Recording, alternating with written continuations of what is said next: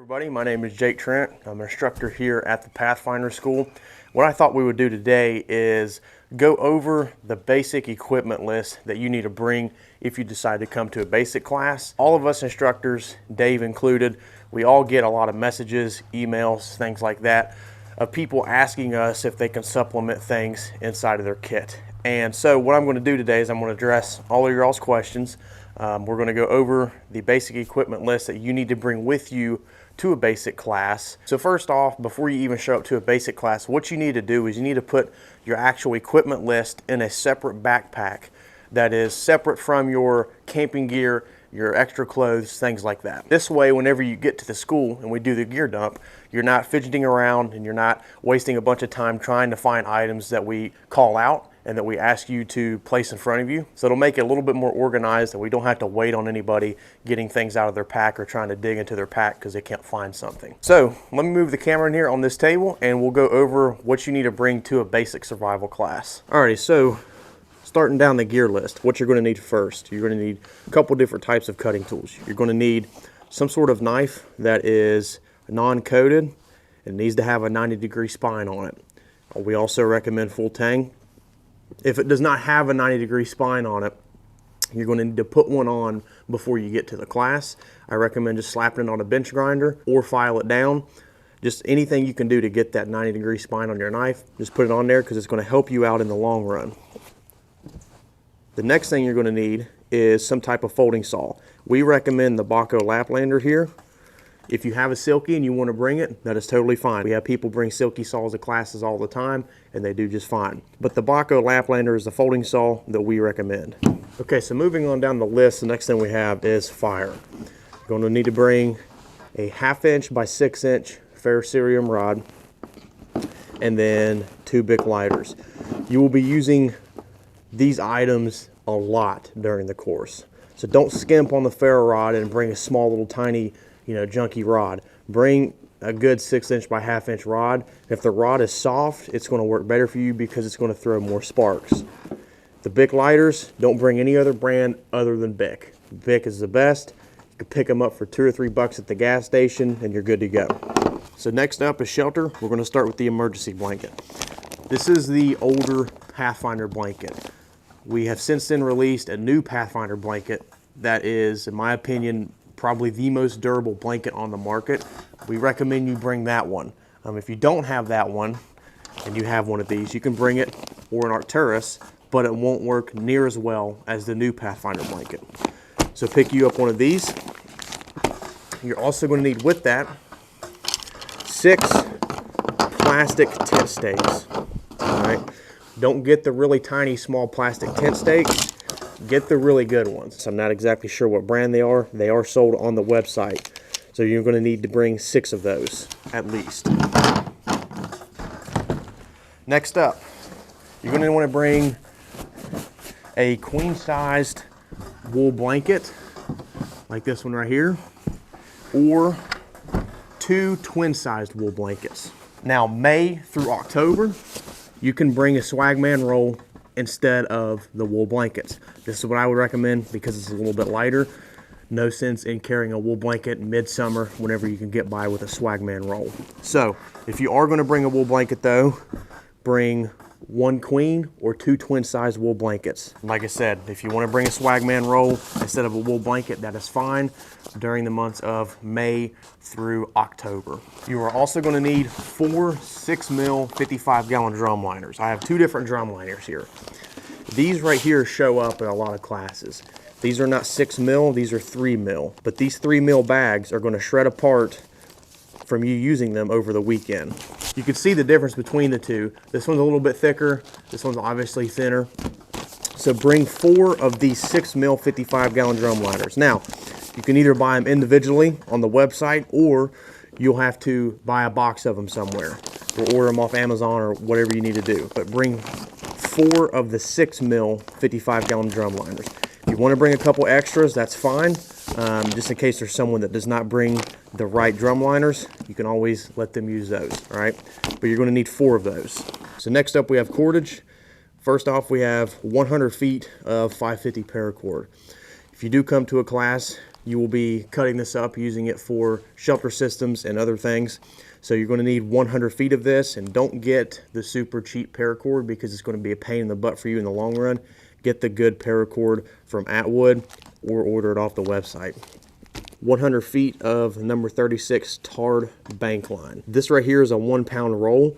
You really only need a 100-foot roll, okay? If you have a 1 pound roll and you want to bring it, that's totally fine. Make sure this is tarred bank line. They sell tarred bank line at Walmart, but it is not the same as this bank line that is sold on the website. I think it's made by C&W Twine or something like that. I may be totally getting that wrong, but the bank line that they sell on the website is a lot better than the stuff you can get at like Walmart and other sporting goods store. So pick you up a good roll of number 36 tarred bank line. So 100 foot of paracord, 100 foot of number 36 tarred bank line. So next up is containers. For containers, you're going to need to bring 2 32-ounce stainless steel bottles with the nesting cup. Now, one of these is titanium. If all you have is titanium, yes, you can bring it. This one right here is the stainless steel. The reason why we have you bring 2 is because if one of them is in the fire, you can still drink liquids or fluids out of the other one, okay? Hydration is one of the biggest things why people drop out of courses. So we changed on the website and had 2 of them put on the equipment list for that reason. So, like I said, yes, you can bring titanium if that is all you have. We do not allow any plastic water bottles or any water bottles that are double walled because we've had them put in the fire before and explode. So, if you're going to bring 2 containers, make sure it's either a titanium like this one or a stainless steel. Like I said, don't bring anything else. Don't bring aluminum, plastic, double walled, anything like that. Just bring one of these 2. If you have the Pathfinder canteen set, you are allowed to bring that also, just to answer any questions that I might have. Next up is your compass. It must have a movable bezel ring and a signaling mirror and be non-lensatic, okay? Lensatic. I recommend the Sunto MC2. We've had people come through these courses with Silvas and had no problems, but the Sunto MC2 is really the best on the market in my opinion. It's got, of course, the signaling mirror, it's got the movable bezel ring, and then it has a magnifying glass. What you're going to need with that is a set of pacing beads, okay? I just keep mine attached to my compass, but you're going to need to pick up a set of pacing beads. You can either buy them or you can make them yourself, just as long as you have a set. So that's what you're going to need for navigation. And I just keep mine inside of this Pathfinder compass case, okay? So I can put it on my belt if I want to. So compass and pacing beads. Next, you're going to need a 3 foot by 3 foot piece of cotton material, and you're also going to want to bring some scrap cotton material like an old t-shirt. What I recommend is just pick up 2 schmogs and just bring those, okay? But you're going to need some type of 3 by 3 cotton material and some scrap cotton material, like I said, like an old t-shirt, or if you have an extra smog or a bandana that you're willing to cut up. But it has to be 100% cotton, no silk, nothing like that. Make sure it's 100% cotton. Next up, you're going to need to bring a number 14 sail needle. I've got one duct taped to the back of my knife sheath here. This one is not a number 14. I think this is a number 4. But just make sure you pick up a sail needle that's number 14 and just duct tape it to the back of your knife sheath and leave it there. That way you don't have to worry about losing it. Next up is a headlamp with spare batteries. So I would recommend bringing 1 or 2 extra sets of batteries if you have a headlamp that takes AA's or AAA's.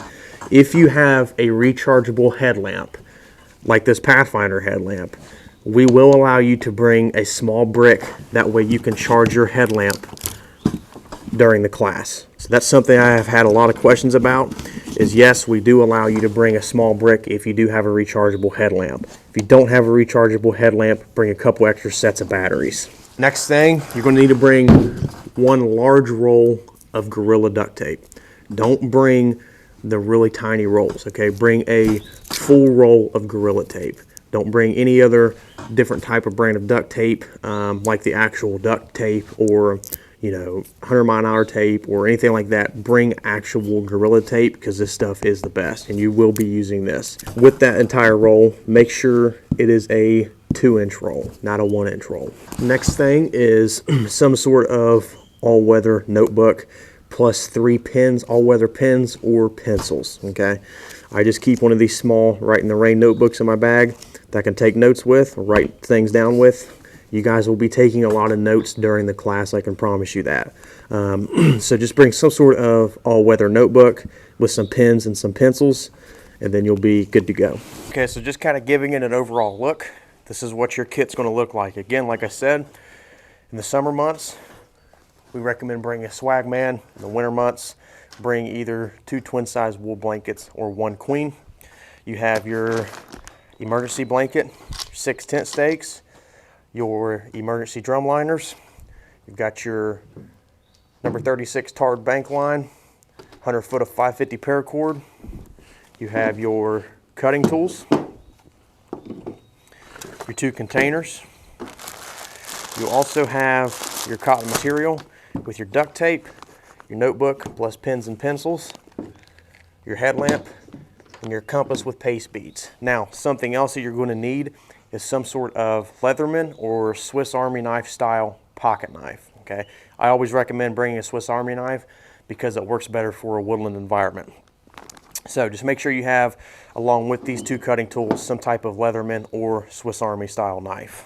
Now, if you do end up coming to a basic class and you don't have any of this gear, or you don't want to have to go spend a bunch of money on it, there is an option on the website to rent a kit, okay? When you get here, you will be provided with the gear that you need. Renting a kit is like an extra 50 bucks on top of the price of the class. Like I said, when you get here, you will be given a kit, and this is the kit that you will use all weekend. It's going to come in a backpack like this, and it has everything that you're going to need in it for the class. So that is an option right there as well in case you wanted to rent a kit. So this is what the Pathfinder Scout Pack looks like whenever it is completely packed with the entire gear list. I'm going to give you guys a couple of tips if you do decide to take a class. One thing that I recommend to everybody is if you can fit everything inside of your bag, do it. I recommend a pack that's 30 to 35 liters so you can fit everything inside of the bag. The reason being is because here in Ohio, we have very thick underbrush, okay? Hey, it's on.